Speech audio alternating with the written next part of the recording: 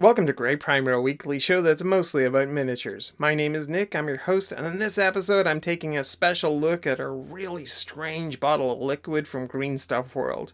It's an oxidizer, and it's liquid death for metal.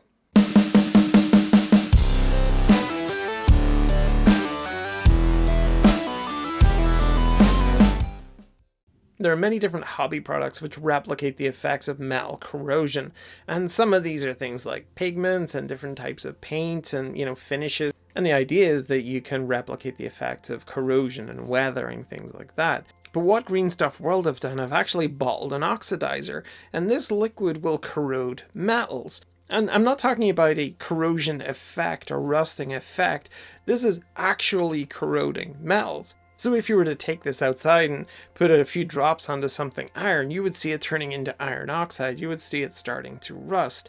And while that sounds very cool, it's something you would also need to just approach with a little bit of caution, especially when you have the bottle open in front of you. This is not something you would want tipping into your phone or any other electronics or into your car or something like that. It'll do damage, and it'll do damage quickly. So just be careful when using it. So, safety concerns duly noted. Where is this liquid going to have an effect in our hobby? Well, if you're using paints or pigments which are metallics and actually contain metal particles which oxidize and change color, then if you were to use one of these paints on like a pauldron or a helmet or a piece of a vehicle or something like that, let it dry and then apply this oxidizer, you may see some incredible color changes there. You may see like this real rust effect coming in. And if this works really well, this could be a game changer for a lot of people when they're thinking about which metallic paints to go out and buy. Because if they know that they're going to get a certain color effect with the oxidizer liquid on it, it could shortcut a lot of stuff later on. And instead of us trying to replicate corrosion effects, we can get the authentic real deal happening live right in front of us with a single pass of this liquid over these metallics. So what I'm going to do today is go through all of my paint archives that are clustered behind me and actually put them to some use for once. I'm going to hunt out all of the metallic looking ones. I think there's a few different brands in there as well, a few different series within a couple of the brands. And I've got a bag of MDF bases. I'm going to paint those in each of the metallic colors, and I will coat half of that MDF base in oxidizer once the paint is dry, just so we can see which brands react, which ones don't, which have got real metal in them, and which are just pretending. And I will be right back.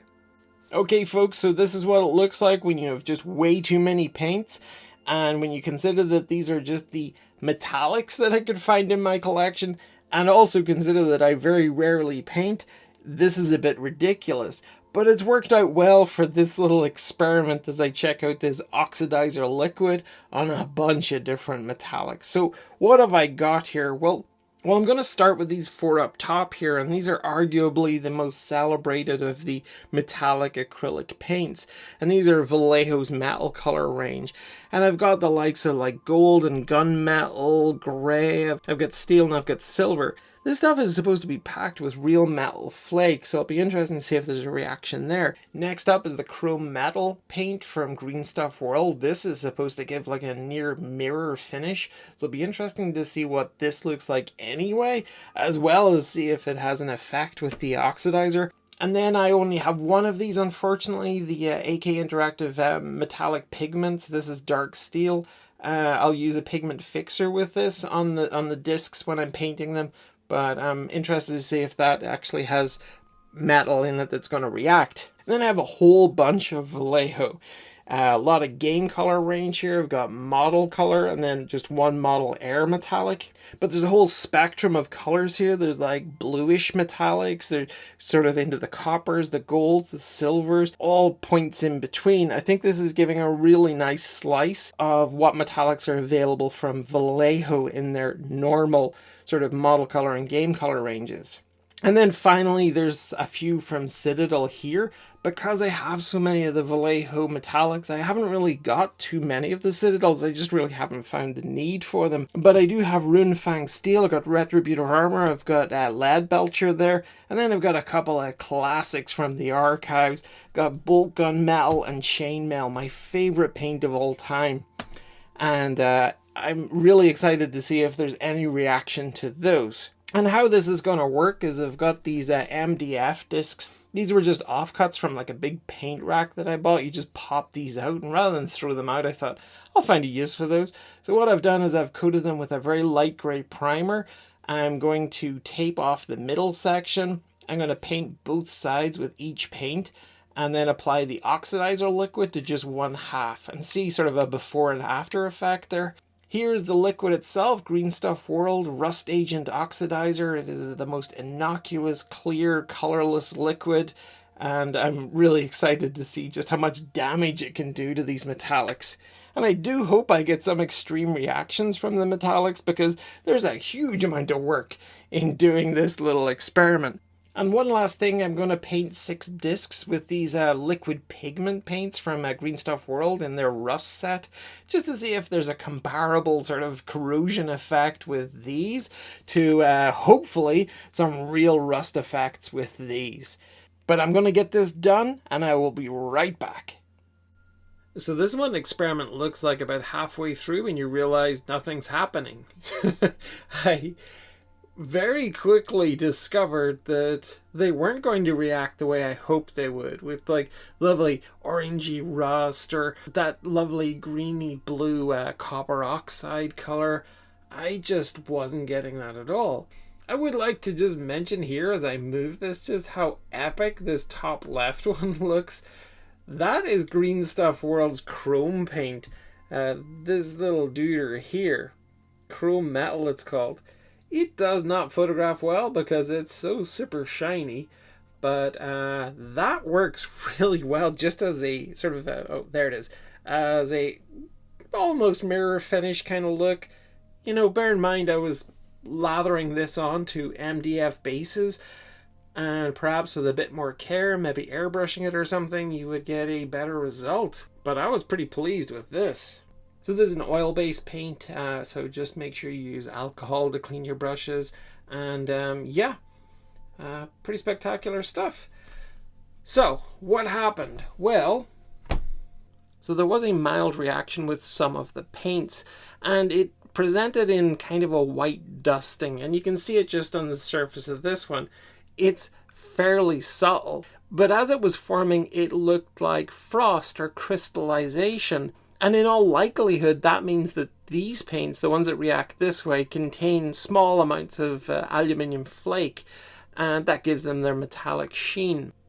But it doesn't act like brass or copper or iron, because it's just aluminium. With a oxidizer on it, it's only ever going to turn into aluminium oxide, which is the white powder. And the rest of the metallic paints which have zero reaction, they most likely get their shimmer from mica, which is like a pearlescent mineral.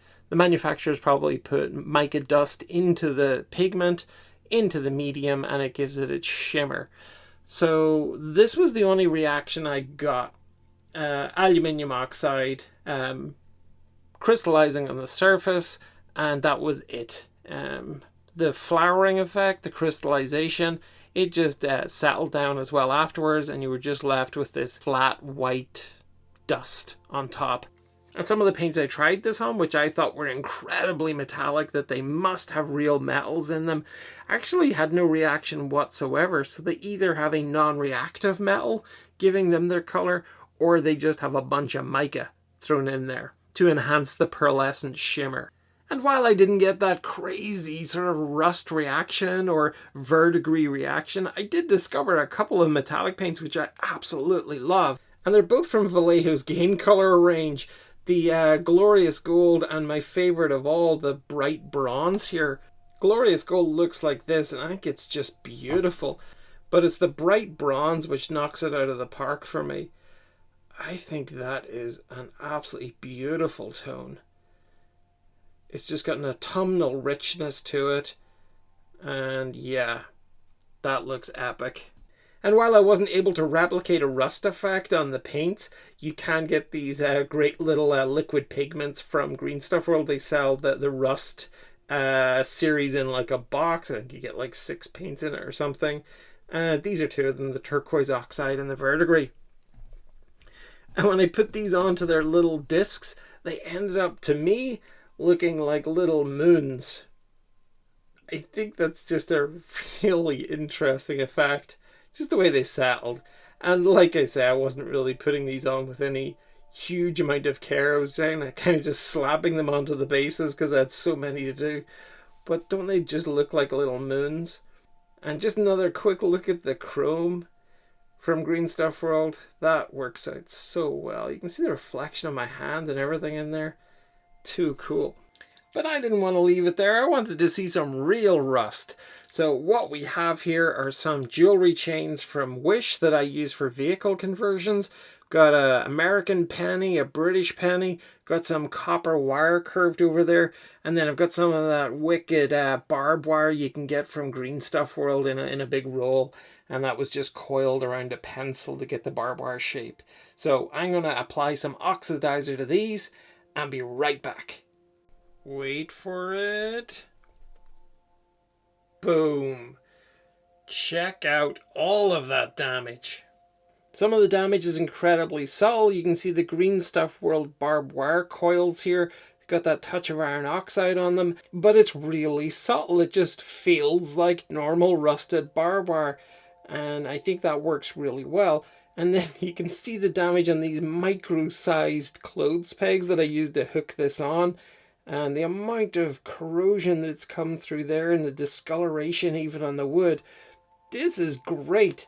Same over here, but then we're into this copper wire, and this is just wire stripped out of a normal power flex, just stripped right back of all of its shielding, and it's come out beautifully, this gorgeous turquoisey blue. And then we go over into the British penny, and look at this thing. It's like it's been under sea for about 20 years. It looks so cool. The greens, the browns, the touches of blue coming through there. This thing looks wrecked. It looks like it won't survive much longer. And then we've got the US penny, and yeah, for sure you've got little touches of green, little touches of blue, bit of copper oxide coming through there, but a lot more whiteness. So perhaps there's aluminium oxide or some other oxide coming through there. And then we're over into these jewelry chains. These are the ones I ordered from Wish. They work really well as scaled down chains on pauldrons and on vehicles and things. And it's just got the most beautiful rusty color here. This is glorious. And I think this one at the very end started out as like a black coated chain. Most of that stripped away, and the oranges have started to shine through there. And it's great to see this Oxidizer rust agent from Green Stuff World finally getting to eat some metal.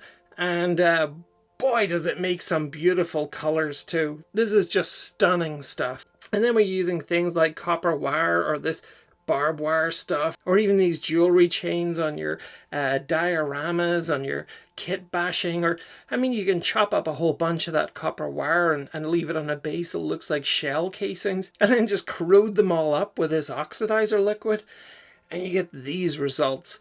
And it's so cool that when I contacted Green Stuff World to say, hey, I'm reviewing this liquid, trying it out on a bunch of paints, nothing's really happening, am I doing something wrong?